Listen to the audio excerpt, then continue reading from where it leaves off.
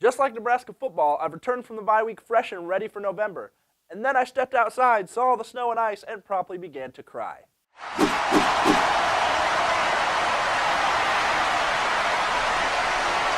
Yes, it might feel like December outside, but it's still just November, which means Nebraska football is on the home stretch of their regular season, with each game getting bigger and bigger.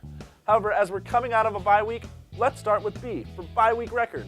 Under Bo Pelini, Nebraska is 7-2 coming out of the bye week, with their two losses being to eventual ACC and Orange Bowl champion Virginia Tech in 2008, Bo's first year, and last year against Minnesota, a game the Huskers played with a hobbled Taylor Martinez under center and without senior offensive lineman and captain Spencer Long.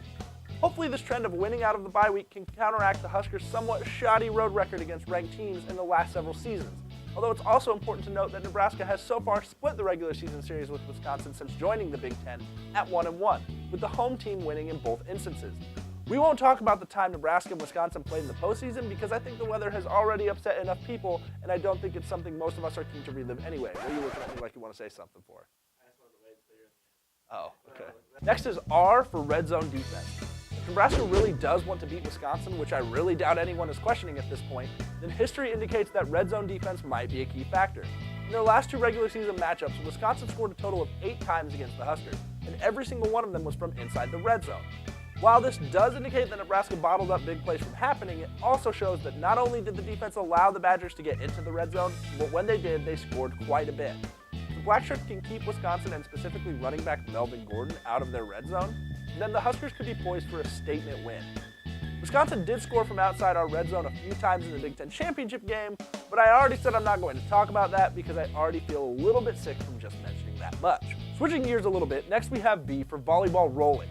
Getting swept by Wisconsin, of all teams, back on October 26th, Nebraska volleyball has been playing lights out, winning their last 12 sets en route to 4 3-0 victories over Rutgers, Maryland, number 12 Purdue, and Indiana. Not only are the Huskers clicking well enough to easily topple ranked teams, but they're also showing that same dominance on the road, a very good sign as the regular season winds down this month. The most recent game even involved the fans doing a whiteout and had a fantastic turnout. The fact that arguably the best venue in all of college volleyball can now actively coordinate just makes the Devaney even scarier to play in for opposing teams. Finally, we have T for tip-off. The college basketball season tips off on Friday, and the Huskers both open at home this weekend, with the women playing Pepperdine on Saturday and the men playing Northern Kentucky the following day. There are a lot of expectations for both squads this season, despite being in one of the best basketball conferences in the country. The women are ranked number 16 in the preseason AP Top 25, and the men, along with preseason Big Ten Player of the Year candidate Teran Petaway, also snuck in at number 21 after last year's magical run to their first NCAA tournament berth in 16 years.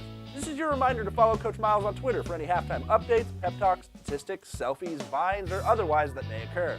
And hey, speaking of Twitter, be sure to follow us at Cornfed Sports and Cornfed Live for updates and news on any and all Husker sports. Thanks for watching, and we'll see you next time.